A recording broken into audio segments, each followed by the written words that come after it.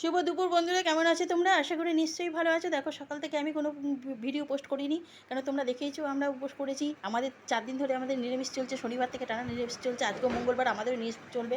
তা মেয়ে অসুস্থ থাকা সত্ত্বেও পুজোগুলো পালন করেছে, তোমরা সকলেই দেখেছো। আজকে দেখো মেয়ে একটুখানি সুস্থ হয়েছে বলে দেখো রান্নাঘরে চলে গেছিলো, রান্না গিয়ে আজকে রান্না করেছে। দেখো পটল ভেজেছে, ভাত করেছে, এই যে পটল ভাজা করেছে। দেখো এই যে পটল ভাজা করেছে।